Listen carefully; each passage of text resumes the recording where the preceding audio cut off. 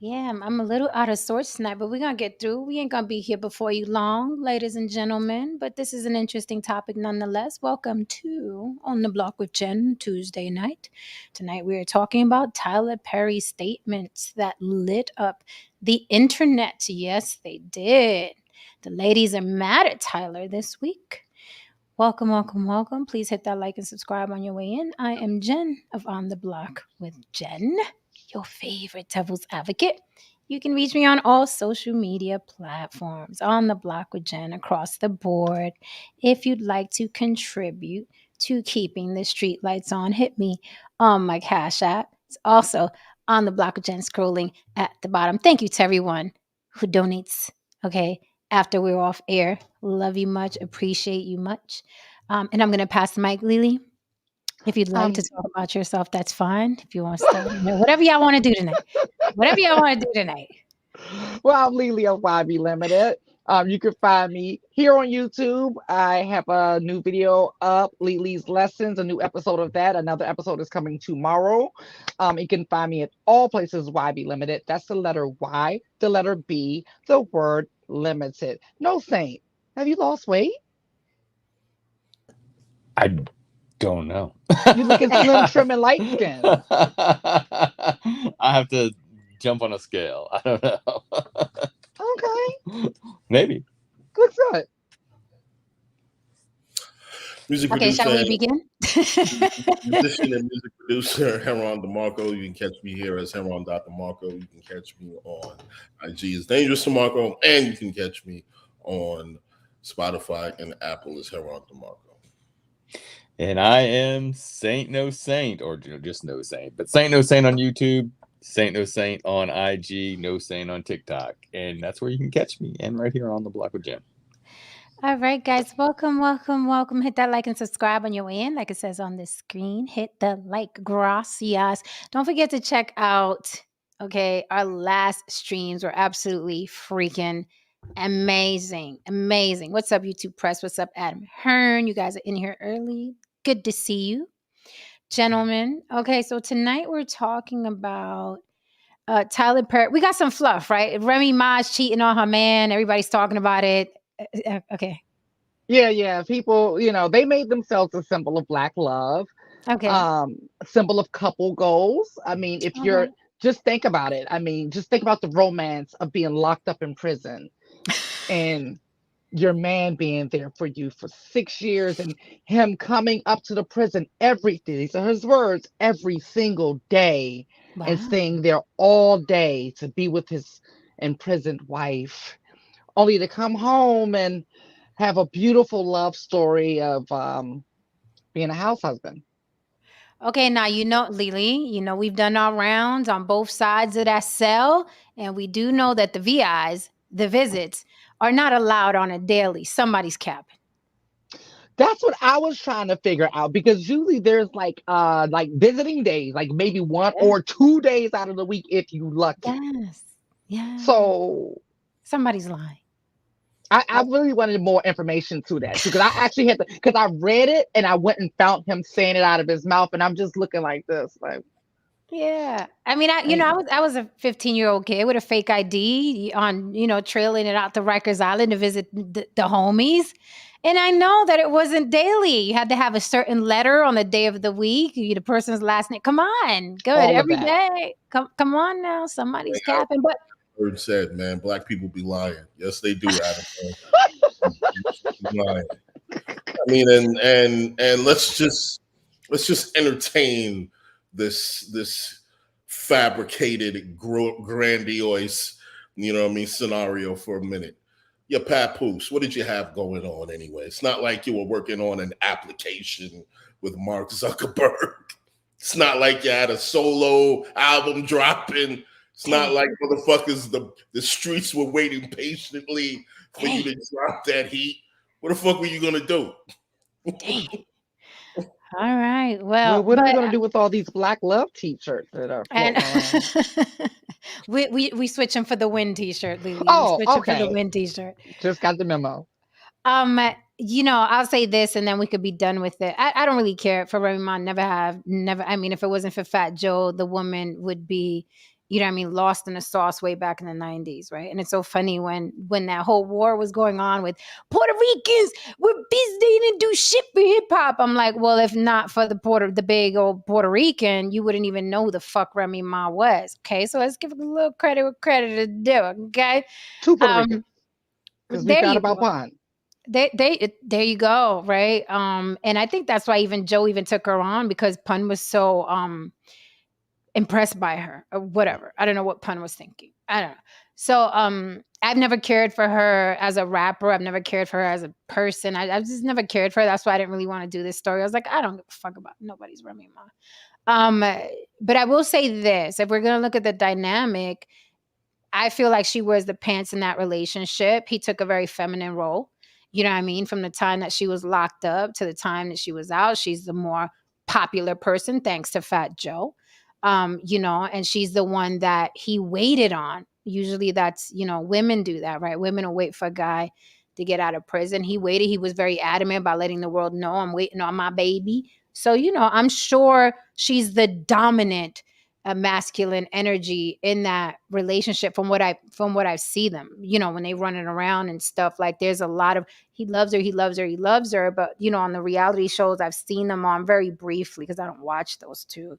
I do see that she has the more masculine energy. And what happens when men have, you know, less masculine energy with a woman in a relationship, eventually she's going to want a bigger, fatter, harder dick than she got. That's just life. And I know you guys hate it.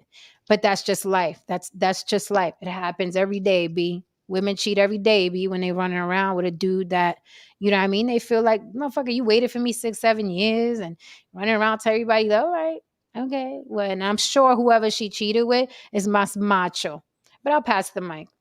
Well, go ahead, Herman. Well, it's like I often say,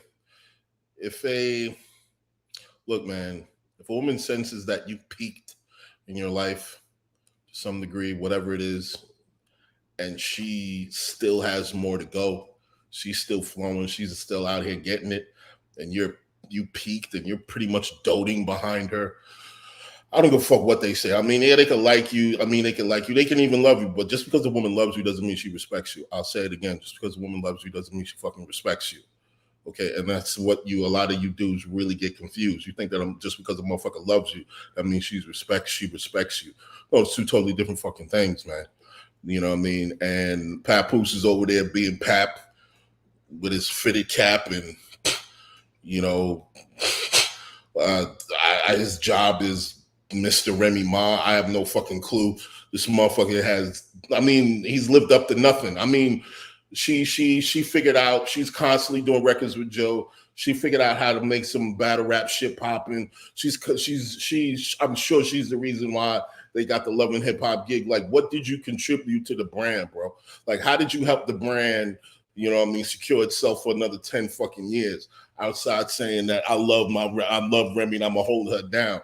Like, after a while, when a woman is in those circles, those battle rap circles, and she see motherfuckers going at each other in hyper aggressive motherfucking manners, and motherfuckers are winning and doing it. I'm sorry, man. Her hormones and her biology is going to take over, and she's going to get wet than a motherfucker because she's seeing a motherfucker who's aggressive, pumped up, winning. He's in his bag, and she got to come home to you talking about, hey, honey, I baked you cookies. You got a fucking apron on, and you took care of the kids.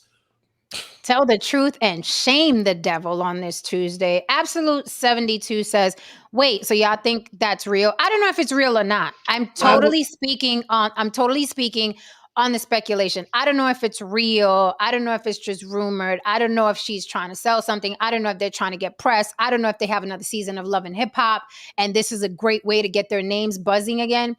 I do not know. So I'm just speculating as if it is happening, but I don't have any concrete evidence. So don't quote me on, oh, she cheated. I do not know. I'm just speaking on the dynamic and what I see of them as a couple. And I'm telling you, if she wasn't involved with Fat Joe, I think they'd still have a shot, right? Because she'd feel like, okay, now we're equal. But since Fat Joe is running her all over the world and he got her on main shows like the Ellen Show and always bigging her up, and now his platform has grown and he's mainstream, right? And he's constantly putting her. I don't know why he's constantly promoting her. She doesn't rap. She has no album. She's not. I don't know. I don't know what that thing is there. There's so many other rappers out that are killing the game that I think if Fat Joe did want to promote somebody, I mean, you got Rhapsody. I can't. You know what I mean? I can't. Rhapsody, Chica, for Pete's sake. You know what I mean? There's so many. Right, there's so many rappers that if he wanted to run around with somebody and be like, "Yo, this is sis," I don't know why he chose Remy Ma out of all the talented female rappers that are out. It's confusing to me, but whatever. Again, I go back to, had it not been for the limelight that Joe keeps her in, I think she maybe would have felt more equal to Papoose. But right now she's feeling like I'm the star in the relationship. Is there a shot for Papoose? He'd have to go to the gym, okay, because he fits my clothes. He'd have to go to the gym. That's one, okay. He'd have to get hella aggressive, okay. He'd have to choke up a little bit, give it a long dick, but he's not going to do that. He's not built that way. So, you know what I mean? A woman's going to do what a woman's going to do. You can't fight nature. So that's why I wanted to do this story tonight, because I felt like it was so appropriate to the main topic. It's very appropriate. But we'll get to that. What say you know? I just want to throw something out there, a story, and again, I don't know how much it goes with tonight, but I thought it was interesting. So, Jen, have you heard of Lauren Boebert? No. So Lauren Boebert is the Christian nationalist representative of Colorado, and she was caught on film being fondled and fondling the manager of a cross-dressing show bar. Thought that was really interesting. They have it on video. So yeah, you can look it up. So yeah, I thought that was interesting because she's one of these representatives that, well, she wants the church to have more power, and she's pretty much anti everything that she considers to be immoral. But yet, I mean, they all do. All religious people do. I mean, that's a topic for another day. We can go over that. I haven't researched that. I've never heard of that woman. Don't know. Yeah. I thought that would be interesting, though. Yeah. Thank you, Louis Kanye, for the super chat. What's up to you, sir? James Oko. So if a married man finds a woman that's more feminine, cheating is okay? Yeah, it's okay. Yeah, it's okay. That's what happens. That's what human beings do. When, first of all, they're not naturally monogamous. Y'all could try to fit that square into the hole all you like. However, human beings are not naturally monogamous. They are so by tradition, okay, religion, fear of being alone. You know, no one's going to wipe her ass at 80. You know, they're not naturally monogamous. So yes, if a man finds a woman that's more feminine, he's going to be more attracted to her innately. He may cheat. You know what I mean? Yeah, it is fucking natural. Now, whether it's okay or not is up to the woman that he's with and what deal they got going on. But that is what happens. When a woman sees a man more masculine than the man she got at home, she gets wet. When a man sees a woman that's more feminine than the woman he got at home, he gets a woody. That is life. Welcome to the real world. Well, I would say that it doesn't even, I don't know if it's the more feminine, at least for men. I don't know if it's more feminine or just something different, because if you're with someone, and I've seen guys that you were like, well, how is she getting cheated on? You know, with Arnold Schwarzenegger, let's just throw it out there. What the hell is he doing with the maid? He's got a plethora of women I'm sure he could have cheated with. You know what I mean? So, I think with Arnold, that was proximity, and she was willing to suck his dick. She was in the house. She was in the house 24 hours a day. I get that too, but I'm just saying, you've seen. I mean, I've seen some guys that were with what on the outside would look like a downgrade compared to who they were with. Sometimes, you know, I guess people get bored. Humans get bored and are looking for something different. I'm just addressing the femininity because James is big on black men are usually they got a big hard on for this femininity shit. So I'm just addressing his thing. And when men are with women, and it's ironic, and it's a great segue for tonight's topic, because when men are with women they need to go 50-50 with, those women are more masculine. And they usually cheat with a woman that's more feminine. Now that woman that's more feminine may not have to work as hard to keep your fucking home together. See, that's the thing. So it's a great segue for tonight. What do? They pillow talk with the mistress. They pillow talk with the side chick. She's softer. Why is she softer? Because she doesn't have to deal with any of his shit. She doesn't have to wash his fucking dirty underwear. She doesn't have to raise his rugrats. So she gets to be as soft as feminine and bend over and give him head and whatever. She gets all the pillow talk and all his right? But if she were to get with him and they were living together under the home, the dynamic would change. Right? It's easy to be feminine when you're not responsible for a fucking man. I will say this on the other side of things. I've left the so-called pick me before, because after a while that shit was just fucking boring. It was just fucking boring, man. It was just like she said yes to every fucking thing. You know what I mean? It was like a fucking dog. It was like, you know what I mean? It's like you don't have a problem with anything. Like you're saying yes to every fucking thing. Like who the fuck wants that? You know what I mean? Gross. And yeah, I left it for someone who was a fucking alley cat in bed, and she, she had a little bit of edge to it. Mm-hmm. Yeah, and to what Jen was saying, it's great. I mean, it's an interesting thing because it all goes down to how much resources you have. Because she's saying it's a lot easier for a woman who's not keeping the house together to be feminine. And then on the flip side, when a guy with children, it's a lot easier for the outside guy to come in and be really exciting and take you to all these places when they're not taking care of the family. It's the same thing on both sides. Yeah. Unless you have more resources, if you have more resources, you can swing it. At the end of the day, all of this falls under the umbrella. Human beings are not monogamous. Mm-hmm. It just falls under the umbrella. We can give whatever excuse we want. She was more feminine. This one was edgy. I like him better. He had bigger muscles. No, it's under the umbrella. You're not meant to be with that one motherfucker for the rest of your life, and everything in your being is pushing you towards, right, someone else. Everything and we'll make excuse. No, this one was more feminine. That guy had more money. No, at the end of the day, it falls under human beings are not naturally monogamous. People get mad when they hear that. However, you ask them, have you ever cheated? Has anyone ever cheated on you? Do your relatives cheat? Did your daddy cheat? Did your mama cheat? They all know people their entire lives who have cheated. People are always looking to cheat, whether they're religious, whether they're atheists. It doesn't matter what Catholic, Christian, but it doesn't matter. Like human beings, like other human beings, and we're more animalistic than we like to admit because we're supposed to be the civilized creatures, right? Though we proved over and over again that we are anything but. Adam Hearn, I liked a few Dusties in my life. I will admit to that. I have no shame in that. I owe no one anything. I think we've all done the Dusty thing. Yeah, you don't get to this age without trying at least one or two. Yeah.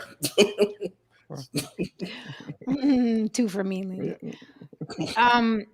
All right, guys. So let's get into the topic. Great segue for the topic. Tonight's topic: Tyler Perry sparks debate after sharing his advice for couples who split bills in relationships. Okay, and it's funny because when he was saying it, I was like, "Oh, this is gonna start a fire." And he said it himself. He was like, "I may get in trouble for this. However, I have the bean footage, like Lily said. Let's play it." Roll that beautiful bean footage. Right, let's play it. And then I also have a young lady who, now a lot of women were responding to this. Her commentary was my favorite. That's why I grabbed hers. So let's see what Tyler said first that has everybody ready to throw grenades at his home. Here goes Tyler Perry, the billionaire. Let's keep everything, okay, in context. That ain't over my head. Okay. Here's Tyler Perry, the billionaire. Listen, a lot of women, especially black women, and I might get in trouble for saying this, but I will. In our society right now, black women are making a lot more money for the most part than black men, right? There are a lot of black men who are successful, but for the most part, black women are making the money. So if you can find love, if that man works, at whatever job and is a good man, and is good to you and honors the house and honors his wife and does what he can because his gift may not be your gift. Exactly. That is okay. That's not somebody who's beneath you. Yeah. That's somebody who came to love you at your worth, right? Yes. And as long as he's secure in himself to know that, yep, she makes most of the money, all I can pay is the light bill. As long as she's comfortable enough to say, I'm going to cover the mortgage and all the other stuff, you've handled the light bill, baby, you can take me to dinner every now and then. That is fine. Yeah. The light bill. Okay, so the first thing that annoyed me is this: Tyler Perry's a very powerful man, billionaire. So, you know, he needed somebody stronger to be interviewing him, not a yes woman. Yes, yeah. Who was this yeah. woman? Because that was I have no idea. Because I wanted to choke that lady. I have no idea who that was. I mean, no pushback, no questioning, no elaborate. Can you expound? And yeah. And then I bet when she's just sipping mimosas at Sunday brunch with her girlfriends, she's not agreeing with none of that shit. Okay? I would have gave him a little pushback, Tyler. Just a question. Mr. Perry. Just want to throw just a little question. But we're already here on the couch. One little question, right? So that is what he said. Very, very interesting. Before we go there, I want to play the young lady, or would you like to dissect what he said first and then play the young lady? It is up to you. The young lady. Yeah, let's Okay. go to the lady. See what she talking about. Okay, so at first I was like, kind of sounds harmless, but he said especially Black women. I said, oh, you targeting Black women. That's different now. All right. Adam Hearn says she sat in her femininity. You know, she sat in her Her being stupidity. a punk ass. Her stupidity. She sat in her being a groupie. That's what she Right. sat in. She said she was intimidated. It's fucking Tyler Perry on the couch, sat in her femininity. You don't know if that girl pees standing up or not. Be quiet. Right. Okay. So here we They go. thought Jeannie Mai was fit, feminine, and friendly. She showed your ass. Mr. Research, I see you. We're going to need your face, buddy. Listen, if the ladies are up here and we got the rouge going and stuff, all right now. How you doing, sir? All right. Can we get our frame fixed? Do you think you could do that for the block? Can you Yeah, get it? yeah. I'll do that. Can you do it? Just do this with your screen. I'll raise the seat. Thank you. Thank There you you. My you go. heart is full this evening. Thank you. Thank There you, you go. Episodia. Thank you. It's just it bothers my eyes. It's weird. Everybody got their Okay. weird shit. All Okay, good. did you hear Tyler Perry's video that I played? Okay, let's play this lady. A lot of women responded. I liked her read. You can tell this woman is very used to reading. She been around a few queens. Yes, this read was legendary, honey. Okay, I love a good legendary read. and her name is Jasmine. You yourself had to cosplay a Black woman and pander to white America for 30 fucking years just to become the multimillionaire that you are. What I see right now is a gaslighting page right out of Oprah's book. You're scared because you just got this studio and the writers are on strike that when we come back from all of this shit, Black women are no longer going to tune into you because we have healed past the point of accepting this type of bullshit as entertainment. I'm willing to bet your entire net worth that you can't make a movie or a television show without the concept of struggle of somebody got to be on the brink of divorce, somebody mama got to have cancer, somebody has to have a wicked baby mama from fucking hell. What I heard was Black women should take care of Black men and stop expecting Black men to be able to take care of them, which makes perfect sense coming from you because you created Medea to sustain Tyler, did you not? I'd have made it better had you turned around and said, Black men, you need to learn how to submit to Black women because I'm not going to be the provider and he gets to be the motherfucking lead. He's not leading me into debt. I make enough money for me. But now you telling me I got to feed 2 mouths? If I could afford it without you, I should be able to afford it 2 times over when I get with you. You would think after painting the Black community in such a negative light for the last 30 years, you yourself would know that Black men are the most insufferable people on the planet when they don't have any fucking fun. Jeez. Oh my God. She done been around a few gay guys before to learn how to read like that. That's a legendary read for filth. Oh my Damn. goodness. Oh my goodness. Okay, so I'm gonna pass the mic quickly, but I just want to say this. What I found interesting about what Tyler said, and let's be objective if we can. What I find interesting about what Tyler said was when he said, you know, his gift may not be your gift. I found that curious because I'm like, what gift? You're talking about women who just went to school and are independently able to take care of their own lives. I didn't understand why he called that a gift. He was like, your gift may not be his. The gift of what? The Paying gift of bills? right. The gift of being self-sufficient. That I didn't get. So he's not capable of that. That's looked at as a gift. I thought that was quite peculiar because he wasn't talking about Whitney Houston dating like a regular guy on the street. She had a gift, right? When he had a gift, the gift of voice, the gift of sound. He's just talking about just women that decided to go to school and make sure they were able to take care of themselves. So I found that strange. His gift may not be the gift you have. I was like, a gift? Is that the bar that we're setting? No. Okay. Look, I'm passing the mic. Let me just say a few things. A gift isn't an ability to take care of yourself as an individual in society. Okay, you should be expected to do so. Everyone, man or woman, should be expected to be able to function as a well-paying taxpayer. Okay, I'm not saying that you need to make $100,000 a year or whatever it is. Whatever it is you can actually make that fits into your lifestyle, or you can live below your means to a degree.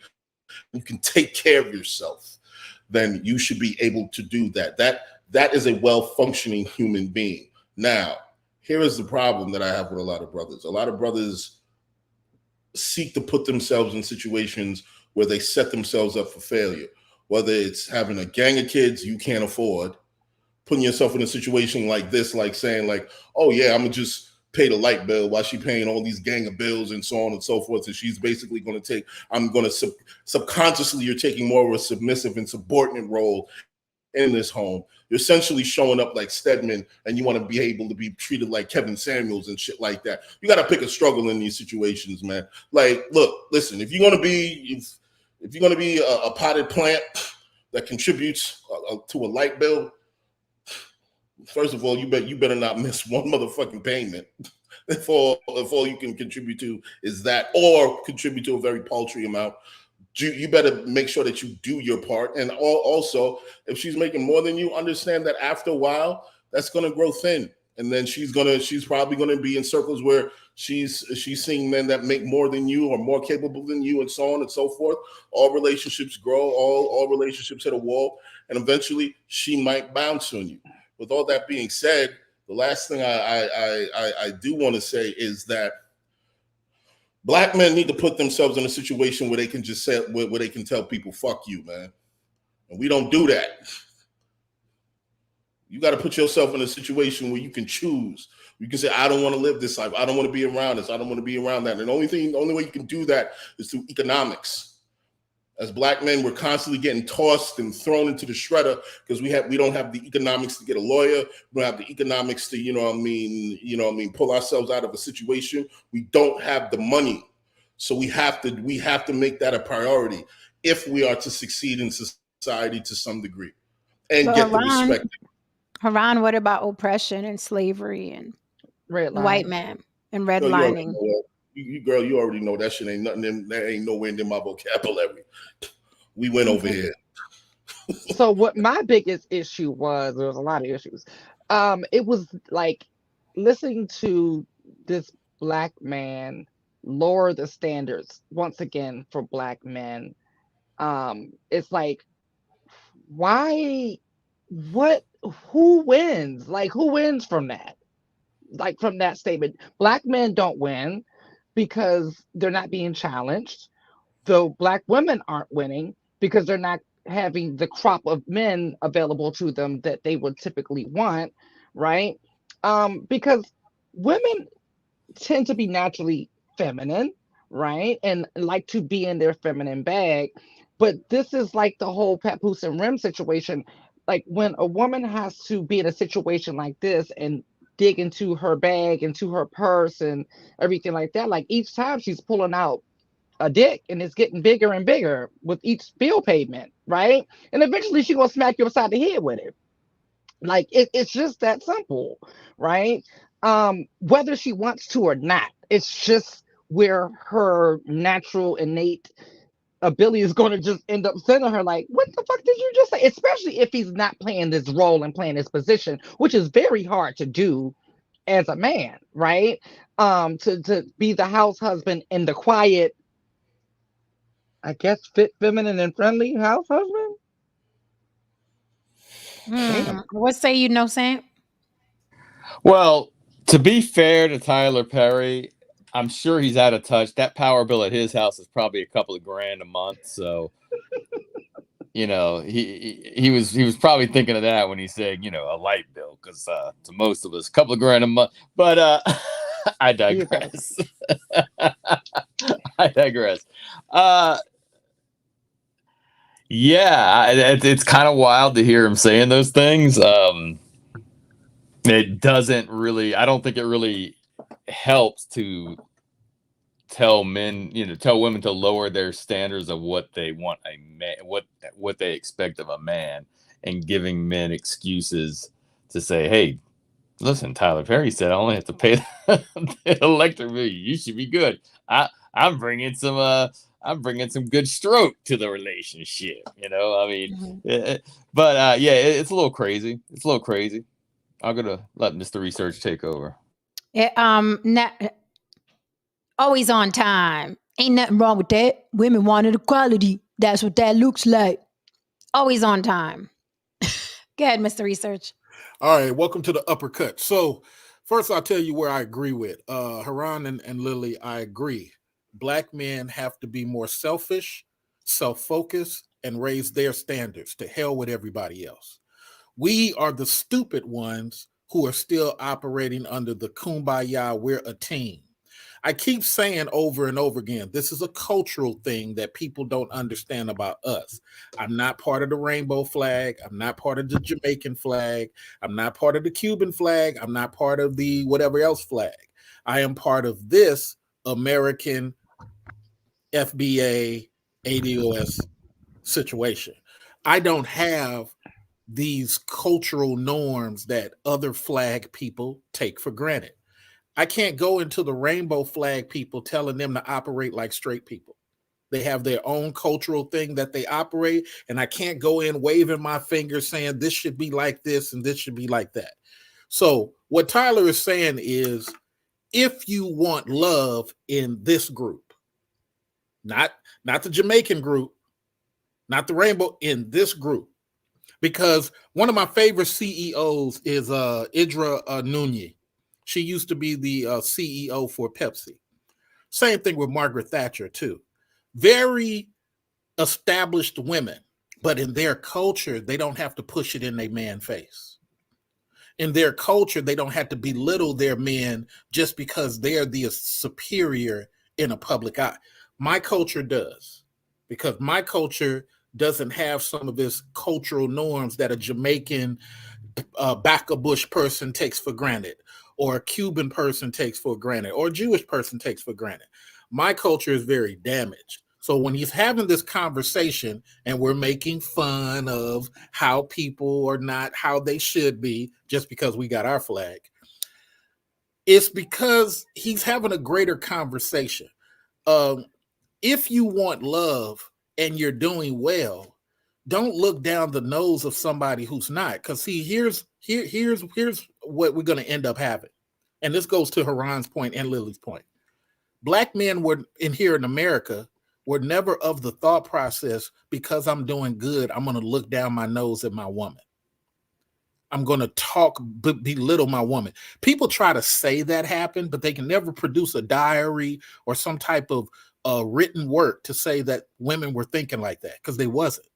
So I'm going to end by saying that it's unfortunate when I hear this stuff, because what I'm hearing is people who don't understand how ADOS people work, how ADOS people haven't had the benefit that some of flag people have had. Even being poor, you may have been poor in Jamaica, but you were still more structurally sound culturally than my people who had millions more dollars than you. And that's hard for a lot of people to fathom, because they're so, nah, you should be like us. But go ahead. I have some questions for you. Many. For yeah, I'm like, the fuck. The problem with this statement is women wanted equality. It's so ignorant to me on so many levels. If we're talking equality, then you don't qualify if your woman is making more money. Do you understand that? He literally is talking, Tyler Perry is literally talking about Black women that make more money than Black men. So you don't even qualify for the equality that you're saying women wanted. You follow me? You don't qualify for the equality. If the woman is making more money than you, then you have no say. You got to go and fight for equality because now you've taken the feminine role. You make less. So you're worth less in that relationship financially. So you know, and when we look at the red pills and the manospheres, you do very much sound like women fighting for your rights, right? You want love, you want understanding, you want respect, though you are worth less in the relationship. So you can't even bring up equality for this particular topic because he's literally talking about women that make more. So you're not even equal to those women. So equality doesn't fit in this equation. I don't really understand what you were saying, Mr. Research, about the flags, because there are ADOS people in the LGBTQ community. Like, the LGBTQ community is not some entity that grew. So weird. That grew out of nowhere. There are a lot of ADOS in the LGBT community. It's not like they're aliens and it's like, hey, we're a new breed of people. So that part I didn't really understand. And also when you said the belittling, right? I think the issue from what I see, and I've dated Black men, loved Black men, had children with a Black man. A lot of people would say, well, just because you take Black dick doesn't, no, that's exactly why it makes me the authority. If I'm in a relationship with Black men, 13 years, 11 years, 5 years, yes. Okay, I'm summa cum laude graduate. So yes, because I take Black dick, it makes me very, very well versed. Okay, and speaking to Black men and understanding their psyche, being around their families, very much so. Okay, so let's just put that on the side right now. I think the issue from what I see is that when you say, well, the Black men get belittled, I think it's because Black men will not accept ADOS, if you want to say, that the community that they want to be head of household in is a matriarchy. And I think that's the glitch, to be quite honestly. When you brought up those other communities, of course those women don't have to belittle the men, because I'm sure the men fall in line. They're not throwing their weight and dicks around like, hey, you say what I do, woman. No, if it's a matriarchy, then you must fall second place. And I think that's the issue with Black men in America specifically, that the community they're in, the community, is a matriarchy. And in a matriarchy, you cannot demand to be head of household. And when I say worth less, I don't mean you're worthless. You mean nothing. I mean, literally, you are worth less financially and economically in that home. And therefore, you have to play your position. And I think that a lot of Black men, then they stomp out, she need to be feminine. No, you need to be feminine if she is head of household. 1 + 1 = 2. It will always equal 2. Lily, I know you want to say something. Yes. So at first I wasn't understanding, I wasn't following, but then I realized I've been Black for 42 years. This is shit I've been hearing my whole life, right? I've only identified as trans for 13 years or 15 years or some shit like that, right? So I'm used to, and the word I'm about to use is ignorant, and I mean that in the dictionary sense of just not knowing, right? So I understand that, and that's why I don't get upset by certain statements, because I'm used to it and I understand as being Black, and I was raised Black, and I was raised homophobic, and I was raised, like every other Black person, right? Now, with being a trans person, what a lot of Black people don't understand, or if you refuse to, I guess, accept, that the men that approach me, that are attracted to me, and trans women are identified and are heterosexual men. They're never gay men. Gay men have no attraction to trans women. Why would they? Right? So yes, I only know dating those type of Black men, right? And I, was guilted in, this whole Tyler Perry talk, and I fell for it, right? And I was thinking, oh, this is going right. I was like, oh, this is going to work because I'm okay with it. I'm totally okay with it. I was okay with being the high earner, and I didn't feel the need to down him. Wasn't even thinking about it. Wasn't even no subtleties of you ain't gonna. Why haven't you? None of that, right? Because I knew what I signed up for. I signed up for it. That's who I chose to be with, right? The problem was he had the problem with it, right? A big problem to the point where it became verbally and emotionally abusive, right? Like it was coming down to like, hey, good morning. You want cheese on your eggs? Oh, you think you all that because you making motherfucking more money? I just wanted to know if you needed some cheese on your eggs, sir. And then that's ultimately what ended that relationship. And I was dumb enough to even try it a couple of times after that, but I saw the signs right away. I was like, oh nope, I know what this looks like. Got to go. And I vowed never to do it again. And now I am that girl that says, girl, I wouldn't do it if I'm you. I'm just saying. But if you want to get your own experience and go do what you got to do. So a lot of times what I realize is that a lot of men have a problem with the women being the breadwinner, right? And it'll come out in different ways. You got two type of men. You got the men who are okay with the woman being a breadwinner and want to be well kept, and then you got the ones who say that they're okay with the woman being the breadwinner, but they really aren't. They really aren't.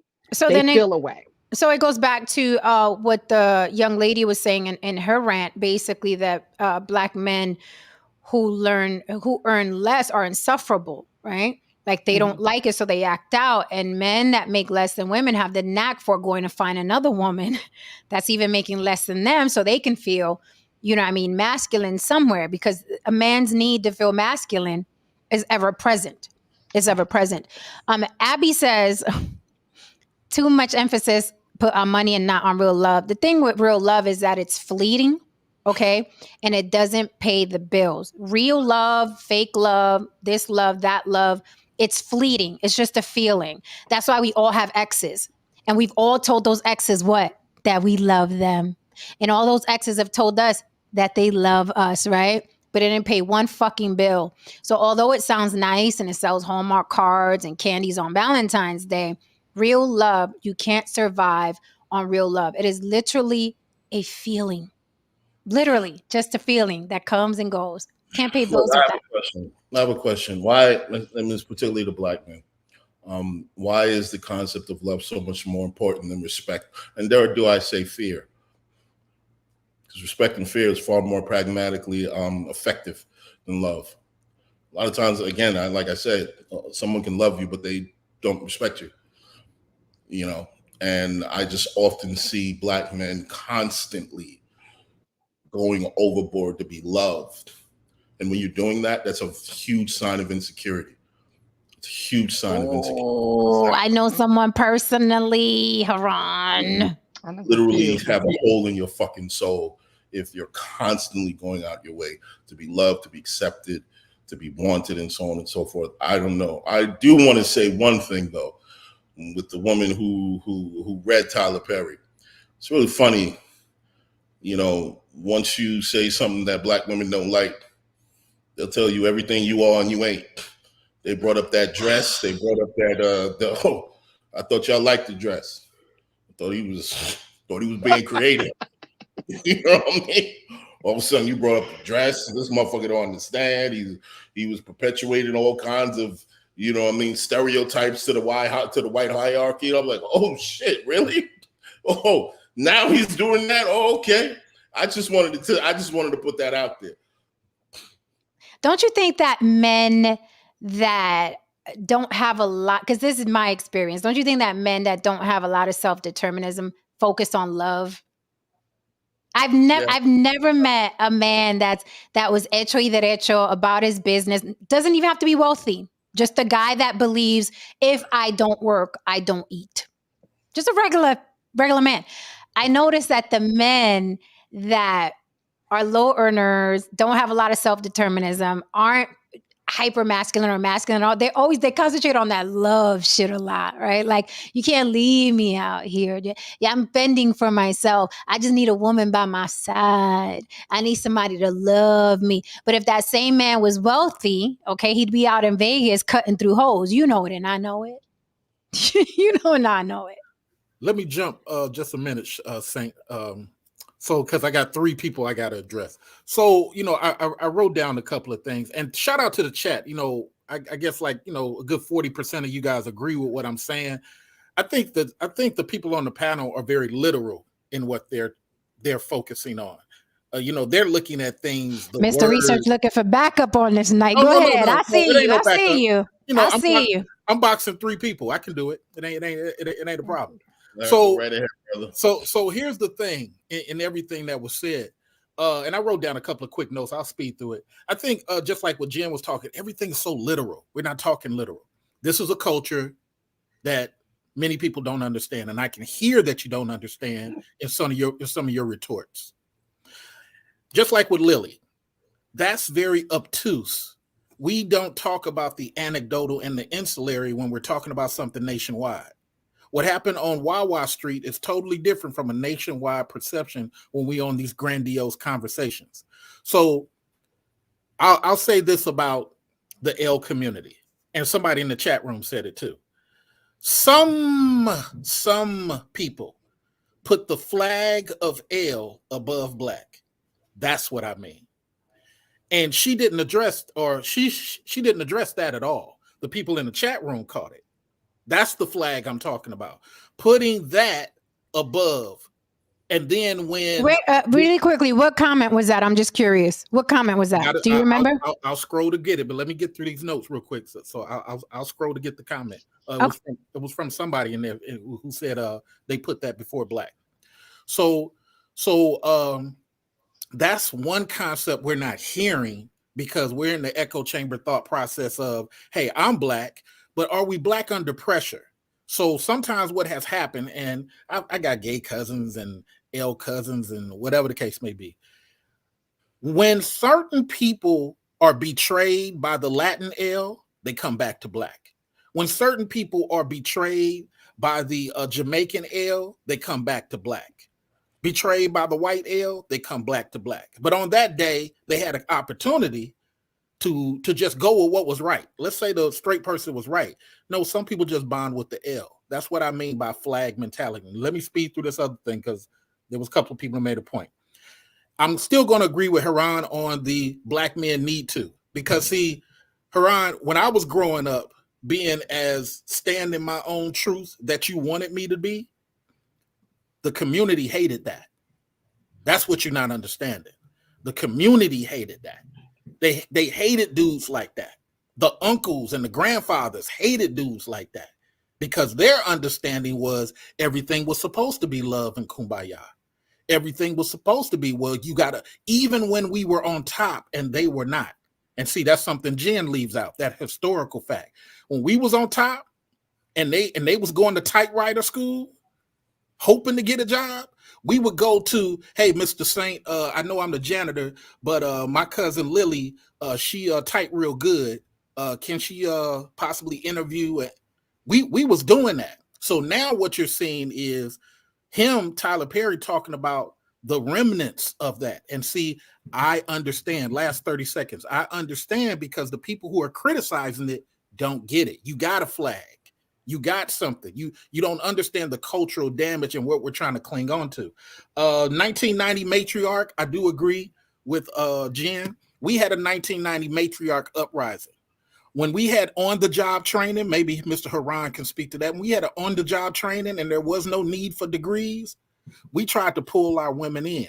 We created the first National Black Economics Women Convention. Not black women. Black men created that for black women. But see, this stuff gets swept under the rug. So I understand this comes from a obtuse lack of understanding this damaged culture because, man, I wish I had a flag.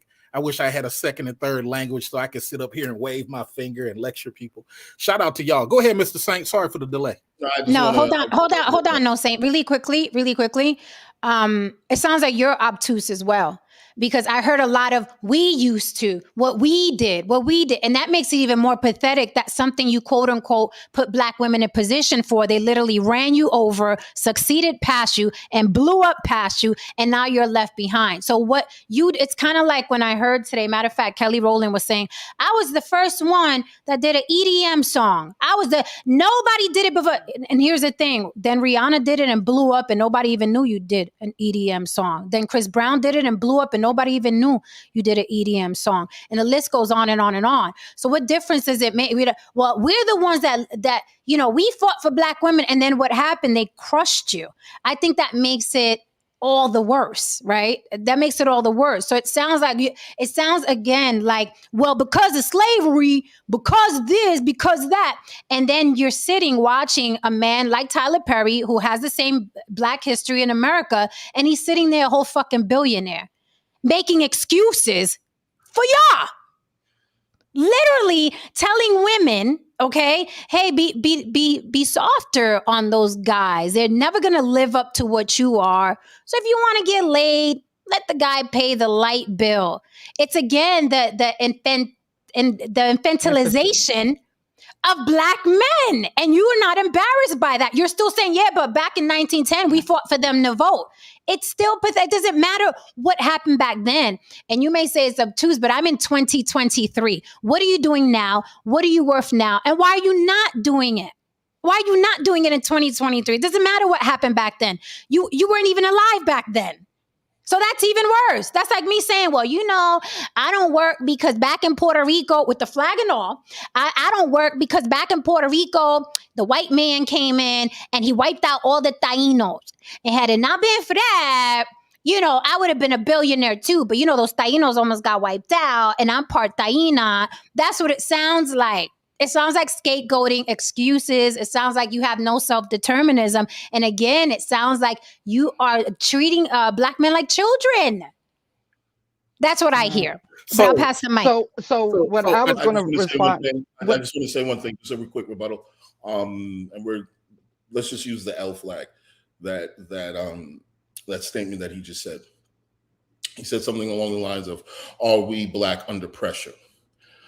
Now, the flip side of that can be a bigger thing, because with what we have to understand is, with a lot of people outside of that space who are homosexuals and so on and so forth, the reason why they might be putting the flag above Blackness is because that space accepts them quicker than the Black space. Now, here's the bigger question. Well, am I Black when I don't adhere to the traditions of Blackness, such as atheism, homosexuality, etc.? Or am I only Black when I only adhere to your definition of Blackness? Haran, why did you take? Okay, well, I'm gonna add on. Now you said you went on a few seconds after that. You went on to say that you were standing in your truth as a youth. I can see that you are a man of intellect. You are a Black person of intellect, and we can both agree that anti-intellectualism is a very strong component in Black culture. So I'm very sure that there were moments when you had to some degree, put forth your Blackness and fight for your Black card, because that was questioned. And traditionally, a Black man of intellect isn't necessarily respected. Ironically, it's more respected amongst white constituents. Now, I will also close this with saying, I completely understand what you're saying. I understand the nuances and so on and so forth. You know what I mean? I constantly say these things when I discuss Blacks in America, because I've said constantly how slavery was explained and how they omit certain things from the explanation. Certain people are just learning about Black Wall Street, just learning about Rosewood. These things are not mentioned in the history books in schools for a reason. They have these curriculums for a reason. I actually fought for these things while I was in high school. You know what I mean? I've done a lot for the community. I've given my money to organizations to ensure that young Black people actually, strive in STEM. I've been on boards, so on and so forth. So I'm not going to sit here and conflate about my resume and so on and so forth. But what I'm saying here is this. At the end of the day, what you're saying, you want these people to put the flag, their blackness above the flag. But guess what? Black people need to sit down and start understanding and being more open to other people who are a part of the Black experience. And I'm gonna pass the mic on that. That was So absolutely beautiful. Go ahead, Lena. Well, my point was in that realm, and I wanted to add to that because it's so ironic. This is like, I love these conversations. I truly do, because they're very educational, right? And the Black community definitely does need education in this, because these are the same talking points I've been hearing for 42 years, right? But the reason why I left out that, because if you look at any interview I've ever done, if you go back and watch this show and everything like that, I've been very consistent. That me personally, I don't even like to identify as trans or anything like all of that shit, right? Because I feel like it's a distraction. I feel like it is counterproductive, right? Because it gives people ammunition in conversations like this, right? Because I am Black first, whether I like it or not. I am Black first, right? And I love being Black. The issue is, growing up Black, and I grew up as feminine as a male before I transitioned, right? I was obviously feminine, right? And to Haran's point, that made me anti-Black just because I existed, okay? So, and you just proved that point, because you made that more of an issue than I did, right? I never make that an issue. I never bring it up. I just live as a human. But Black people tend to be very obsessed over it. Obsessed. Perfect example. I can't tell you how many times I'm walking down the street thinking about what I'm going to cook for dinner, or, did I leave the oven on or whatever, right? And I get like a negative slur, no matter what neighborhood I'm in, no matter what city or state I'm in, right? And it's usually a Black male. Now they're thinking about me. I'm not thinking about them. They're thinking about me being trans. I'm not thinking about them at all, right? So these are the reasons why I don't bring it up, because to me that has nothing to do with the conversation. I was only speaking from my experience dating Black men and having something to compare it to, right? When I was doing the Tyler Perry thing versus when I wasn't doing the Tyler Perry thing. What happened in both situations? And that's all I can come from. But I wouldn't add in, no, I don't fly a flag. I don't care about the flag, but I do know that Black people care about it more than I do. Those are some great points, because I do think I think it's ignorant. I see the comment. Now I agree. Once they gay, they know Black no more, right? Everybody's sucking Paul Mooney, right? They're just flipping what Paul Mooney said about Puerto Ricans, whatever, or what Godfrey said. But I want to know where that statement comes from. Mr. Research, you mentioned it, right? Where does that statement come from? What gives you the right, or why do you think that Black people, if they're gay, they're saying goodbye to their Blackness when they have to live, breathe, and eat and be Black 24 hours a day until they die? What makes you think that because they're gay, they're giving up their Blackness, or their Blackness doesn't exist? I find that very, very interesting. Like, how did you come to that? How did you come to that conclusion? And is that only openly gay? Because I see that the problem is people who are openly gay and honest. As long as they're hiding, it's okay, because they'll have the same conversation with their homeboy that's DL and getting his back blown out by their other homeboy, right? And it's okay as long as he just continues to lie. But the moment he tells the truth, it's no longer okay. So which one is it? So, Mr. Saint, I'll go after you. I wrote all of their points down. I know you've been waiting. No, listen, this is obviously, I'm not an expert. I'm on the outside looking in on a lot of this. But, what Jen said made me think about my own situation. And I know it's not same, but when she was talking about we're in 2023, and then I started thinking, she's got a point, because if I was, and she, that combined with her saying that men that don't have a job, love is the most important thing. Cause I was there at one time when I was a really young guy, right? I was like, why can't she just love me for me? Yes, I'm working at Pizza Hut delivering pizzas, and she makes more than me, but why can't she just love me for me? So, yeah, that is something that someone who doesn't have something going for him would say. On top of that, I think there's no woman in 2023, if I was not in a situation I was in and I was bringing up, well, you don't understand, when my grandfather was around, we fought for you to get equal rights and to get jobs, and now you're leaving me, or now you're not interested in me because you're making more money than me. I mean, nobody's wanting to hear that excuse. Like, it's harder today for me because the blue collar jobs have left America, and they make excuses and excuses, right? So nobody's listened. I understand, Mr. Research, where you're coming from. You have a lot of, I mean, it's great for for people that want to listen, but people, men maybe and women aren't going to hear that. They don't really care because they're living in today with today's real problems. But that's all I wanted to say. And you make a good point. No Saint. They don't want to hear it. So if you're a person stating for your culture what's going on within your culture, like Tyler Perry, here come 3 people saying, "Shut the hell up. We don't want to hear it." Who's attacking who? Is he speaking to his culture and his demographic, or outside people trying to lecture and tell him what he should and should not be saying? The same thing when it comes to what Lily and Jen are talking about. They keep talking about ancillary and anecdotal information. I'm talking nationwide.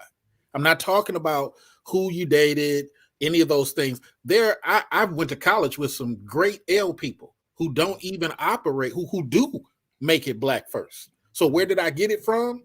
Other L people who have those honest conversations that I've had when I was going to Georgia State, who have those honest conversations as my cousin have had. There are L people who told me, oh no, these people will do XYZ before. There's a famous, I forget his name, so why am I even saying it's famous? But there's a guy over in San Francisco. He started the whole clubs because the L people during his time were weaponizing his skin against him and didn't want him part of those L clubs. This is something been going on for long. So I wish Lily would expand out of the I, me, and get into the collective of what I'm saying.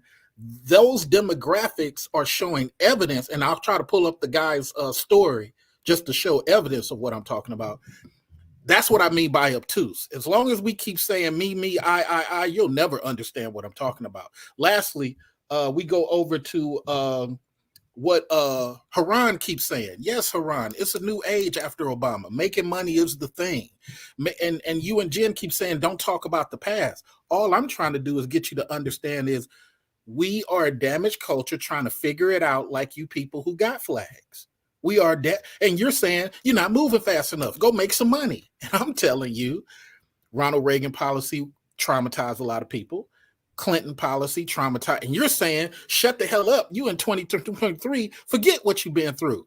I understand we should move faster according to you, because you have your flags and your culture already defined. And I understand you feel we're not moving fast enough, and we're dumb. We're making money, so therefore we're winning. It takes us a while to realize that making money is more important than what the Black Panthers taught us. We're sorry. We're sorry. We're not like y'all. I'm being a little condescending because I got to defend my people against some of the stuff y'all saying. We're sorry we're not like y'all. We're sorry we're not moving fast enough. But the person you dated has nothing to do with the collective. And then what was said? What was said? Equality. Equality, I totally agree. You got to understand, again, it's the black man's fault. The black man taught his sons to be kumbaya. And that's not what happened. And you're absolutely right. Women came, took the ball, and said, "To hell with the black man. He's below me." I get it. I work in a lady-dominated industry. I understand. It's easy for them to get money compared to the warehouse brother or the brother working with his hands. All I'm asking you in the last 10 seconds is, when we have this conversation, expand past me, I. and then you'll kind of understand it a little bit better. We, unfortunately, are not moving as fast as you guys want us to move because we're kind of like the Slavics. We're kind of like the Gypsies. It takes us a while to get to the level of you guys. Even though we got money, we are culturally damaged. I talked to some people yesterday, got a lot of money, ain't been on a plane in the past 10 years. Some of you international blacks do that every week, every month. The guys who are domestic and regional, man, I ain't worried about that. We got to get like y'all. So I understand y'all feel like you ain't moving fast enough. You low-class Black Americans, y'all making money. All I'm saying is think about it beyond your scope of your house in your city and think about what we're looking at nationwide. Go ahead, Jen, you got it. Okay, so let me say this. I think that you're not looking beyond your scope and the gay people that you talk to and the Black people that you talk to. You want us to look beyond our scope, but you refuse to look beyond yours, okay? So it's not about the people that I dated. It seems like you want to have the only voice of the Black community. I played a Black woman who Tyler Perry targeted, okay? So you're telling me that she doesn't have a right to respond to a Black man that's addressing her because she doesn't fit in the demographic of gay people or Black people that you know.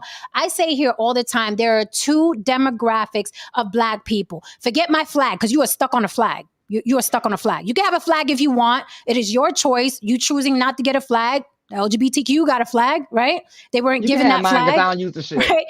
But here's my thing. It sounds to me like you don't have an issue with echo chambers per se. You just like your echo chamber, right? So forget what we've experienced. Forget Lili's experience. I, me. And yet you're sitting there doing the same thing. Well, my gay cousin said, and when I went to college, the gay people I knew and the Black people I know over here, they're the authority.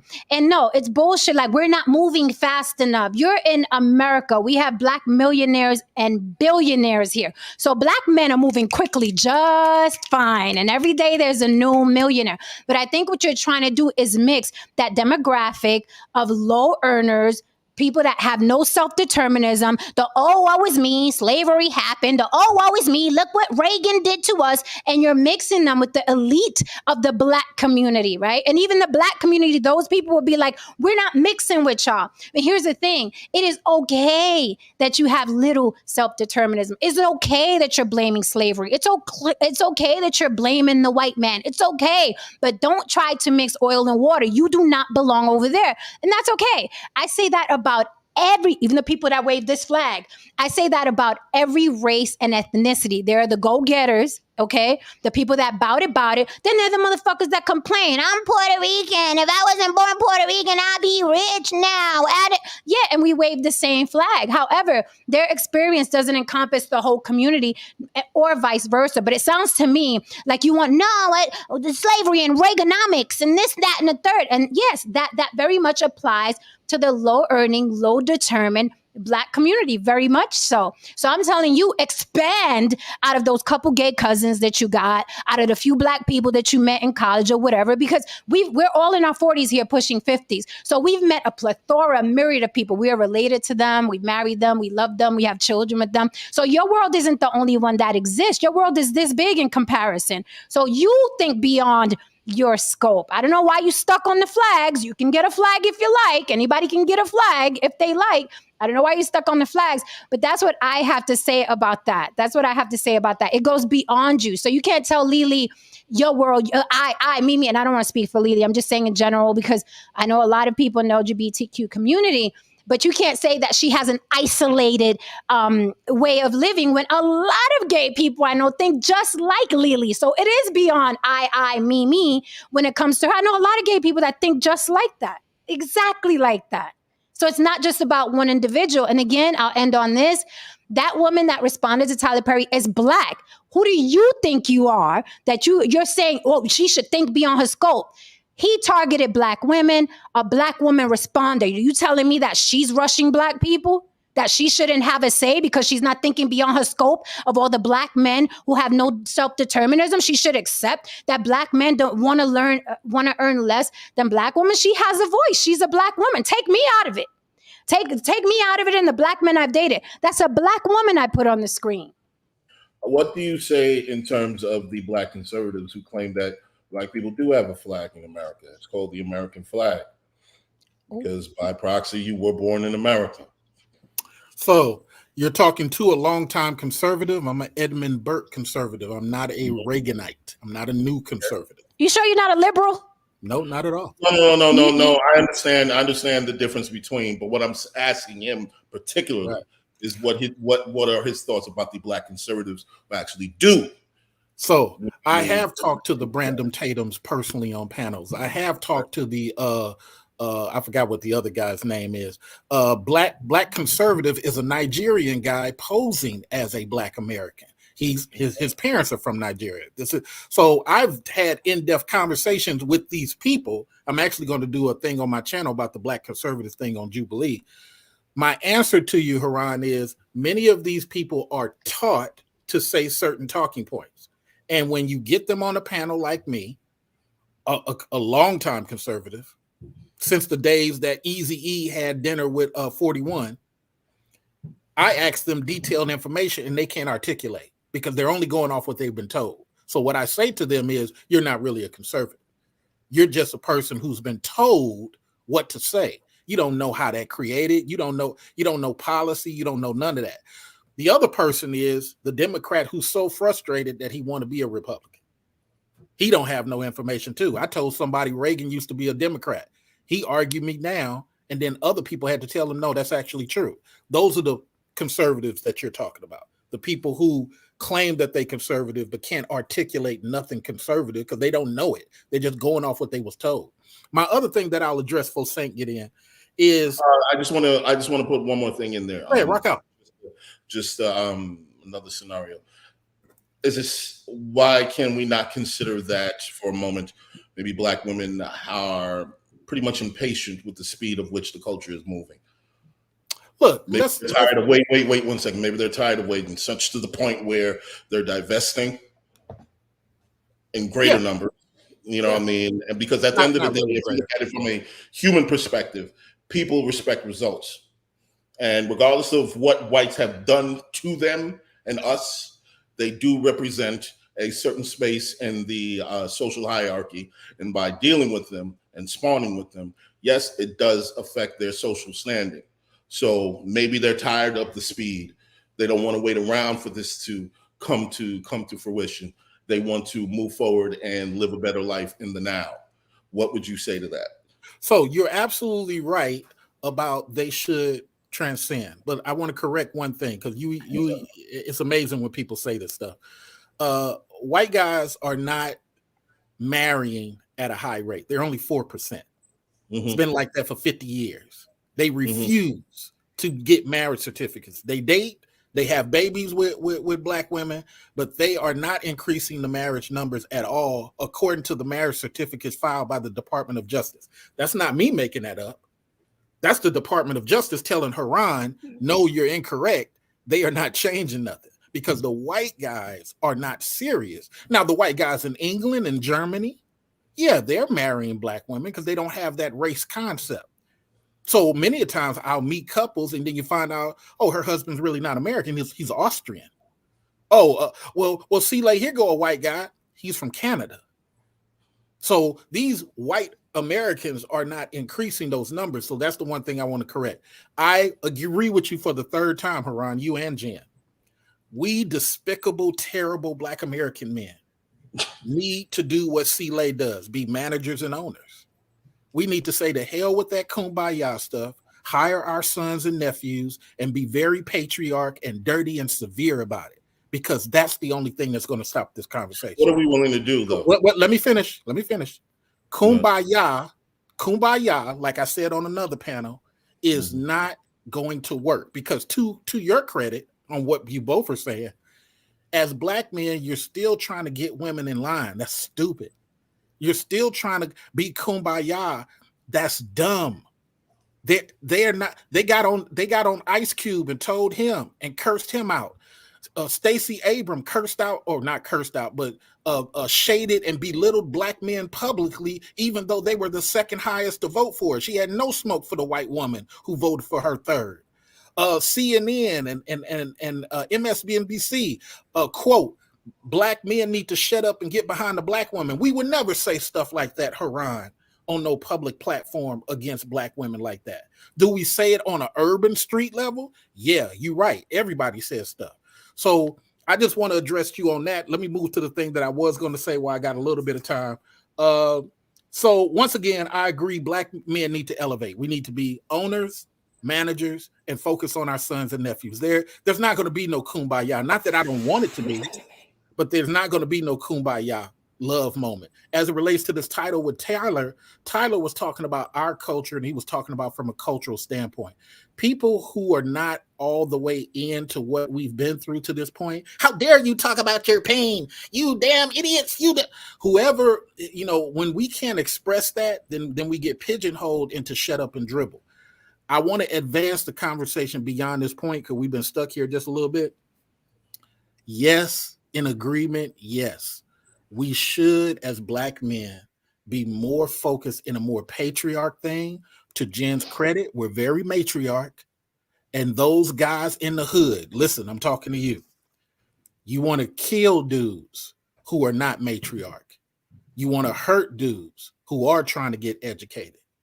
You want to try to fist fight dudes on behalf of women. To Jen's point, you are matriarch. I'm not saying because I hate you, brothers. I want you brothers to change because you see the demographic that we're dealing with is saying we're not going to wait. We're international now that Obama has fixed all of the problems Dick Cheney put upon the country. We're very international now. So as black men, I say this to you. I'm not trying to push back against them just to push back. I'm trying to get common ground. The common ground is, brothers, we need to focus on our sons and nephews. It is the time to stop talking about dating, stop talking about relationship woes, stop caring about what women are doing, and be the patriarch a-holes that everybody claims that you are, and focus on you, your nephew, and your son. Go ahead, Saint. The melodrama. I love it. The melodrama. No, Saint, what say you? I don't know if I can add anything to that. That's fine. That's fine. No, I'm listening. Yeah, I just let you guys keep going. This is not I just want to say one thing. This is not a shut up and dribble argument. This is a, grab your fucking nuts and grab the goddamn podium that you helped to fucking build argument. That's the stance that I came from. That's what my daddy says. You helped to build this fucking shit and you're still allowing them to tell you how this shit go. No.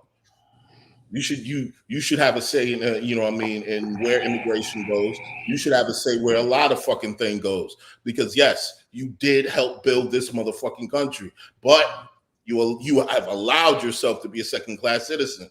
You have allowed these women to tell you to shut the fuck up. I just always am so glad I came up in the family that I came up in. Because I never heard these talking points like this. Like, I came from a great-grandmother who was so fucking proud. This woman took her last breath when she got ready to at 101, right? And I'm so glad I came from her lineage and my father's lineage, and and I'm just so glad because we never heard these things like, we were this and the reason why, like never, ever. Like they didn't give a fuck about white people at all. They did not think that they were important, right? They didn't care, right? And because of that, and mind you, my both sides of my family, my mother's side, my father's side, came up in the worst part of DC, all of them. And they all were able to come out of that, right? And then they were able to come up out of that and put us in better neighborhoods, but we didn't really have no money like that. So I grew up poor, right? So I grew up poor. So I always think about that, the long list of plausible excuses that I have that I can pick from at any given time to not be successful, to not succeed. I think about that all the time because it should be looking tempting, right? Lily, you didn't trip over Reaganomics? I tried to. The shit be tempting, I'm telling you. But because of the family that I came up in, they not having that shit. Like they don't care about your oppression and you're trans and you're black. They don't give a fuck. And so because of that, I've gotten things, I've lost everything. I became a part of a statistic. I went to prison. I got out of prison, didn't even have no fucking underwear. Okay. But because of the way I was raised and stuff like that, I just didn't think like that. I was like, get your shit together. And because I didn't have my shit together, the last thing I was thinking about was a damn relationship. That was the last thing that I was thinking about because I knew I wasn't even qualified to participate in a healthy relationship. I didn't have shit. So for the life of me, I don't understand when people who don't have shit are so hell-bent and focused on relationships. That is not all black men. I'm talking about the black men who don't have shit. They be the main ones having these arguments and these conversations because the ones of certain means, they don't be having these conversations unless they work like we do, but typically they don't. So that's why I'm usually confused about a lot of this stuff. So Tyler Perry said because of course I couldn't get the whole damn show. I could only get like a snippet, but he did say, first he said, women, and then he said, especially black women, right? He said women, and he said, especially black women. I do have a question though, right? Cause I call cap. I call a lot of cap. I also call a certain amount of insanity.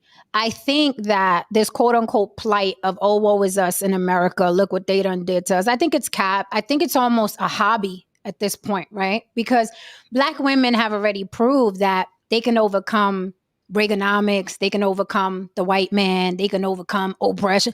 Black women already proved that. So it makes the argument that black men are making even more stupid. Right? Because it's not like both of them are at the same, if both of them are, it's like, oh shit, like there's evidence on, in both genders, this shit is real out here, oppression is real. But I think black men are just mad that black women have surpassed them. So they need all these excuses. They just want us to shut up and dribble. We're not moving fast enough. Well, riddle me this, Batmans. What did black women do that black men aren't capable of doing? That's my question. If black women are out earning black men and now, according to Mr. Research, are rushing the black degenerates, the black men that don't know how to get it, the black men that are looking for love, right? If black women surpass them, I'm just really, really curious. Did they eat a certain diet? Do they subscribe to a certain religion? Or do they live closer to universities? Like, I really want to know, because this is how silly it sounds to me. What do black women do differently that black men are incapable of doing? What is that thing? I really want to know, why are black women surpassing black men? And also, like, going back to every race and ethnicity or whatever, every race and ethnicity has an underbelly. Every race and ethnicity has low income, low determined, of every community, black, white, yellow, black, Puerto Rican. It seems that black people are always like, no, we got to lift up these. And that demographic is that demographic for a reason. And they're going to stay that way for a reason, because people that want shit go out and get it. People that don't. I got people like that in my family. We got the go-getters in my family, and we got the ones that are like, I don't got to try that hard. Plus, look how hard it is out here, right? Am I telling them to shut up and dribble, or am I accepting that is who and how you are? But for some reason, there's this hobby in the black community that we must uplift these people that have no idea how to get it in America. Though they've been born and raised here, speaking the language from birth, okay, they're still treating them like children who were snatched from another country and dropped here. And they have no idea how to apply for a school or get a job. They say, oh my God, how we gonna work? Like, I don't understand it. And then on top of that, you have their female counterparts surpassing them. So it seems to me that the problem is them. It's nobody else. It's not people telling them to hurry up. It's not women who want to divest. It's not women who are more educated. The problem is literally them. Why are we in denial? The problem is literally them. 2 kids could be born into the same family. One will excel. The other one won't under the same conditions. So if the smarter kid is like, you really need to get your shit together, is the other kid going to be like, you rushing me? Quite naturally, the smarter kid that made the better decision is going to be like, what the fuck are you talking about? I'm rushing you. We grew up under the same home, right? Can we just accept that some people are fuck-ups or complacent or complicit or comfortable? And that's not a bad thing. Being comfortable is not a bad thing. You just, you're that type of person. And it's like, I'm comfortable working, retiring, getting my 401k, pushing out a couple kids and dying. Put me in a box. But I don't think that Black women should be blamed for that. And I still would like the answer. Anybody in the chat? Anybody on the panel? Do tell me what position and opportunity the Black women have that put them in a position to surpass Black men. I just want to know how their lives were different.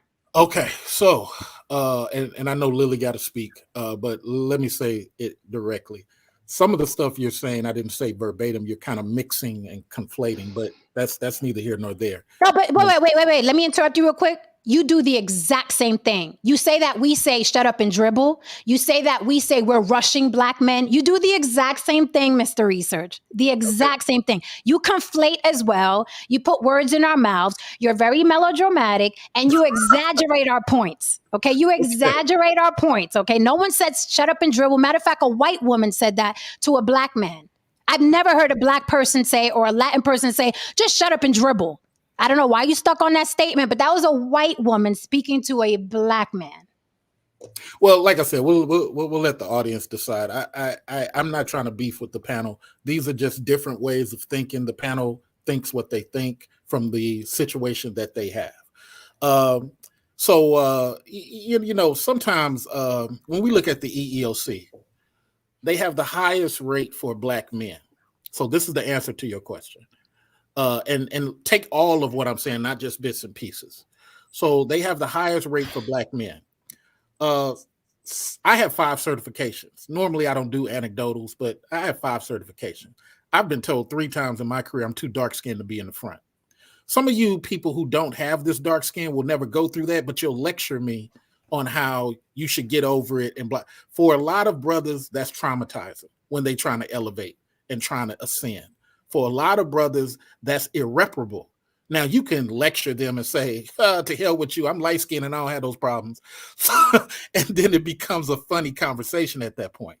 The other part of your answer is Black men spent a lot of times, as I said earlier, which you avoided, is that we culturally were helping women get into areas when they were not getting into those areas.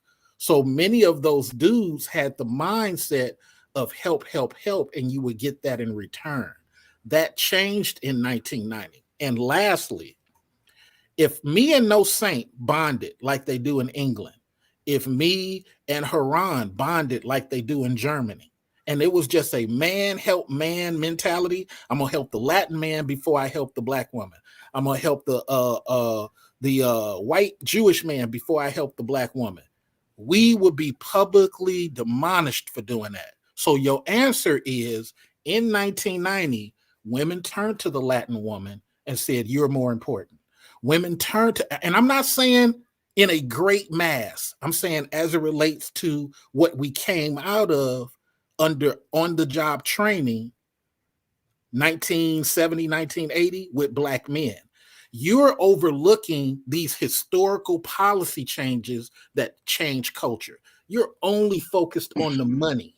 That's your end goal. We have a cultural dynamic that had us interlocked. The same way some of these white folks, shout out to Haran and No Saint for bringing it up, with unions. The non-union people, it took them a while to really get into this temp job contractor concept. The non-union people, it culturally took them a while to transition that those union jobs will never come back. And Al Gore lied when he said, we'll retrain you. Ain't that what he said, No Saint? We'll retrain you. But see, Jen leaves that out because that doesn't fit what she thinks should be concerning.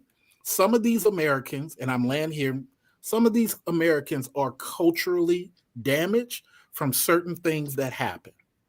A person who has more of their traditions, let's not call it flag, more of their traditions intact, have less of that to deal with because they're dealing with cultural dynamics that put them together. It doesn't matter whether you believe I'm right or wrong. We'll let the audience decide and we'll let the replay decide. But I'm not pushing against you guys. I'm just defending that, unfortunately, my culture, it takes us a while when we're told, hey, you're too dark-skinned to be in the front. Even though we're more okay, let's not be long-winded because we're towards the end. Respectfully, we're towards the end, so let's not be long-winded. My thing is this: you want what you're saying to be the whole truth and nothing but the truth. It is not. That's my point. Now, we're all just sharing ideas here. Nobody's fighting or arguing. This is a great debate. But that's what I see from you. You want your Black experience to be the only Black experience that exists. There are Black millionaires and billionaires. There are Black men that would look at you and laugh at what you're saying. Is he really still bringing up Reaganomics and oppression and redlining? There are Black men. I know them personally. Another thing is telling someone dark skin, oh, you shouldn't be at the front. Can we both agree that there are dark-skinned men that have been told that and said, fuck you, I'm getting mine? I know some personally, so I know it's true. Yeah, you can tell a dark-skinned person, you shouldn't be here. They've said that to Black women. No one still has answered my question. Why is it that Black women, with all that adversity, with the world telling them you're not attractive, you're too dark, your nose is too big, your hair is too kinky, why have they still managed to surpass Black men? Nobody's answering that. We go back to Reagan and the redlining and this. No one is answering that because because Black women and Black men both live in the same world. Black women are making you look worse and worse and worse, okay? The better and better they get. Why? Because they have the same dark skin. They have the same people telling them, you can't make it, you shouldn't be in the front, and yet they still surpass you. Black men have to accept you live in a matriarchy and you don't deserve submission. That's a conversation you don't want to have. And if you want to wear the skirt, then play your position. It's very simple. There are matriarchy communities all over the world. Play your position, but don't play the violin. I can't make it out here. I'm dark skinned. And I have like 5 dark skinned men in my fucking phone contacts that are killing the game out here. And they've been told you're too dark, but you want you're too dark to be the reason why some men can't excel. And it's bullshit. You're back to money again. Who said anything about money? Who said anything about money? Who said anything about money? Listen, that's a part of it. That's a part of it. You do need money to survive, right? You got to pay rent, right? You got to buy groceries, right? You got to raise children. I'm talking. Well, no, you got to pay the light bill. I'm talking culturally. Or the light bill. I'm talking culturally. You keep coming back to money. You keep coming back to success. Let me come in here and explain this. Okay. To Mr. Researcher's point to some degree. Okay, now look, the idea of, I can understand, sir, if you weren't able to be in client-facing situations because of your skin. Well, in corporate America, there's a lot of dark-skinned Black women who can't be in client-facing situations because of trans Black women couldn't work, period. And that's another half of it. So, but we also have to. Before we continue, I was talking about trauma. I wasn't talking about just the skin. I'm talking about the trauma of that. I understand what you're saying. Okay. I understand what you're saying so far. I just want to wrap it up because we don't have much time left. Now, if we are to understand the landscape right now, Black men for decades, 4 decades, we work has been synonymous with physical prowess, whether it be blue collar work in any degree, mechanics, so on and so forth. Whatever it is, construction, most of the time we have equated that to blue collar work. In this landscape, physical prowess isn't necessarily just as needed, or we need to expand our ideas. Black women, one of the main reasons why, they are progressing is because they went to school. They're going through school. They're getting degrees. They're getting trained in particular, fields that requires a degree of intellectual prowess. The dark skinned ones too that are traumatized. The dark skinned ones too, they're traumatized. They're also going to school. Yes, absolutely. Okay. Now we must also consider that in this particular avenue, again, intellectual prowess and intellectual capital matters. We don't have these kinds of conversations amongst ourselves as Black men. We have to expand. We have to think bigger than just, blue collar work. Not saying that we shouldn't, but there are other avenues that we can actually take. Now, for instance, we don't often discuss about how Obama had his, tech hire initiative, back in the day when he was actually in office, and underneath it was, computer science for all. But underneath that, he really wanted Black people to get involved in technology. He really wanted Black people to be competitive in this age that we have right now. We don't often talk about the fact that Google and Apple actually waived the idea of having a college degree, and they also handed out grants to minorities, Black women, and other minorities, and so on and so forth. So there were avenues given to us, and we have not we do not speak about these things that could have helped put us in a better situation. We're constantly discussing and talking about a world and an age that really isn't practical in this particular landscape. I'll end my point on that. Really quickly, I just want to get to the super chat. Thank you for the super chat. Fahim Jackson says, Jen, Black women don't do anything different. Single mother raised boys where girls are told to go get it and we're coddled. It is why I moved to New York City away from mom and sisters. New York City alone made me grow fast. So you took the initiative, Fahim Jackson. You weren't thinking, I'm a Black man, I'm not going to be able to make it because I'm traumatized. You went and did what the fuck you had to do, right? And that's how it usually works across the board, no matter what race, religion, or gender you are. That's usually how it happens. I do want to bring up this point really quickly before I pass the mic to James, and then we got to close very, very soon. This right here is important because Abby says, and get criticism for their hustle. When we saw Kevin Samuels blow up, right? 1 million followers, what he preached to Black women was your degree doesn't matter. Nobody cares, right? So you have to think a Black man with that influence and with that platform, instead of telling Black men to step up, right? And although he did, and no one talks about that, what was shared was him criticizing Black women, right? Calling them average at best, you're done after 30, the propaganda and all of that. But he was very adamant about criticizing Black women who were educated. Literally told them, no one fucking cares about your degree. So you have to understand that is the mentality. That's the mentality in the community. Nobody wants to talk about that. We want to talk about the trauma and the skin is too dark. No one wants to talk about the way education is looked at in the community. Literally said to the women, no one gives a fuck about your degree or your money. Nobody cares. You have to be submissive and feminine, friendly and fit. So after a while, you really got to think, who's the bigger oppressor in the Black community? The Black man or the white man? I'll pass the mic. James, what would you like to say before we get out of here? Hey, Jen, thanks for having me back. Haran, Lily, how are you guys doing? Hey, James, good to see ya. Hey, great. Good to see you guys. Yeah, I agree with a lot of what's been said on the panel tonight. I really like what Haran said when he said, we as Black men, we have to get in the position where we can just say, fuck you, hey, you don't want to hire me at this job? Fuck you. I'm going to go start my own business. Oh, this woman doesn't want me because I don't make such and such. Fuck you. I'm going to go get the woman I do want. I agree with what you said, Jen, when you said there are millionaires and there are billionaires come out of Black America every day, and I also agree with what Mr. Research said when he said, it does matter that you're Black still, but that's still not an excuse because no white supremacy, no oppression, no redlining is greater than my ambition. That's the way I feel about it. So, I was going to be successful no matter what. I grew up in North Carolina. I grew up in the, late 80s, early 90s, riding around down the street, seeing billboards for the KKK. I grew up being called the N-word by cops, by teachers, but none of that was going to be strong enough to stop me from being successful.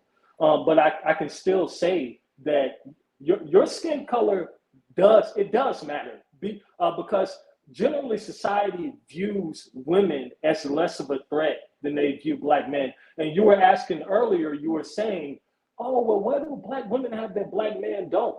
It's called being a double minority. Affirmative action just ended. So a lot of these companies were able to hire black women because it knocked off two boxes. They knocked off hiring a minority, and they knocked off hiring a woman, and they got tax breaks from that. And they're not seen as much of a threat as black men. Now, what I will say is Tyler Perry was dead wrong. If you're a man and you can only pay the light bill, you ain't worth shit. Seriously. If you can only pay the light bill, you deserve to sleep in the doghouse in the back. So no, I don't agree that a black woman that's done well for herself and that's well-to-do, let's say she's making $200,000 a year. What, a guy that can only pay a light bill, what is he making, $20,000 a year? No, I don't think she should get with him. And I do have sympathy for her, and I do empathize with her. But what I will say is a lot of these conversations that we have are based incorrectly, because I'm going to say this, and I know it may be people that disagree with me, but I promise you I'm telling you the truth. If you take the average of black women and the average of black men, black women do not make more money than black men. But we like pushing this narrative because the country and the culture of Black America has a love affair with shaming black men. Now, what I will say is that black men, we do need to stop making excuses. Get off of your ass. Go start a business. Work hard. Look, if there's racism, if there's redlining, if there's hiring disparities, leaning my way to what Mr. Research says, okay, you're going to have to just fight through it. You're going to have to just create those businesses and create that economy. You know, don't let other races of people come into your neighborhood and, you know, set up convenience stores, set up liquor stores, set up restaurants, and come in and leech off your community and take money away from your community that you could be getting. Okay, if you can't get the jobs in corporate America, what's stopping you from going and pulling your resources together and opening a corner store, opening a chicken hut, opening whatever you need to open to pull the resources in your community so you can have your women begin to work for you, and then you can get the respect that you want. But what I will say to those women, I'm big on accountability. Y'all know that I've always been big on, look, you have to take accountability for what you do. So what I will say to those women that are complaining, oh, well, the men can only pay the light bill. What I would say to you is, like Jen said, there's plenty of black men making money. Out here in Beverly Hills, I can tell you right now, I can show you so many black men that have lots of money and that are middle class and up. The question you have to ask, if you're one of those women that can only find a man that can pay the light bill, you have to ask yourself, how do you compete with those men that can pay all of your bills, that can tell you, hey, baby, get out that house. We're going to turn that into a rental property. You come live with me and you don't have to work again. Are you what that man wants? Are you competing with other women in that ilk, in that tier? It's levels to this shit. Are you competing with those women on a looks basis, on a weight basis, on a femininity basis? Are you competing with them so that you can qualify for one of those men that can pay all your bills? So just like a black man, I say, get off your ass and stop making excuses. Just work and go do the work. I say the same thing to those women that may have done well in corporate America and afford their own home. I'm saying, okay, you did well as a man. You can pay your bills, but did you do well as a woman that can attract a man that would take care of you? And we need to stop making excuses. You don't need to blame that on black men, because as soon as a black man becomes successful, which there are plenty of them, I'm going to tell you right now, he's not going to, work his fingers to the bone, work his knuckles to the white meat to become successful and jump all these hurdles and loopholes through corporate America. When it comes time for him to choose a woman, he's not going to turn into Gandhi, where he's going to say, oh, well, I know what black women have gone through and this and this and that. No, he's going to want the most feminine, attractive women he can get. I don't care if it's in the black community, the Latino community, the white community. So instead of wagging your finger at the black men who don't make the money that you want them to, those men have nothing to do with you. If it's a black man that works at UPS, he makes $60,000 a year. He has his Okay, so 700 let's okay, so we got the point. Thank you you made great points, James. Thank you for that. I will say this so we can get out of here. I think this whole we got to take the community back. Let's not let these foreigners build it. It's falling on deaf ears. Like I said before, every community has an underbelly. Every community has underachievers, and for some reason, in the We like black our Brazilian community, weaves. yes. And in the black community, for some reason, y'all think you can raise them up to make them the black elite. It's not going to happen. It's never going to happen. Y'all been trying for centuries. Like you're in denial that there is an underbelly and a large community of underachievers in your own community. Every other race and ethnicity has accepted it. No Saint doesn't go hang out with the meth heads. I don't go hang out with the girls that are twerking the Cardi B. But for some reason, the black community, you really think we just got to step, because the black men that are about buying up the community have done so. The black men that are about achieving have done so. I don't know why y'all think there's some guys who want to roll blunts and chill out and just have a bunch of baby mamas. That's life. That is life. So again, that's why I say it's a hobby. It's a cute sport for a lot of people. Like, we got to raise up. Some people just don't want to raise up and they're comfortable. And I do want to say, as far as wagging the finger, let's not forget Tyler Perry brought this up. So when you talk about this narrative that black men are underachieving, well, Tyler Perry himself, a billionaire, and I'm sure he's well-versed in his community, right? Take me out of it, and who I dated. I'm sure he's well-versed in his community. He said, women, if you want love, let the guy in the house that just pays the light bill. He is a black man. He said it about black men, directing it towards black women. That was his statement. That's why we're all here tonight. So take it up with Mr. Perry. He said it. Thank you, everyone who contributed tonight. This was really, really badass. Great discussion. Hit that like and subscribe on your way out the door. Muchos kisses. Be back tomorrow. We got another good one tomorrow. We're going to talk about hate watching and the psychology behind it. Very, very interesting. All right, guys. Good night. Salute to all of you. The points were fucking fabulous. Even if I didn't agree with them all. Great argument. See you again tomorrow on The Block with Jen. Good night. Good night. Hit that like and subscribe on your way out the door for mama. Good night. Very true, JB. Who isn't traumatized living on this planet? Tristan! Good night, guys.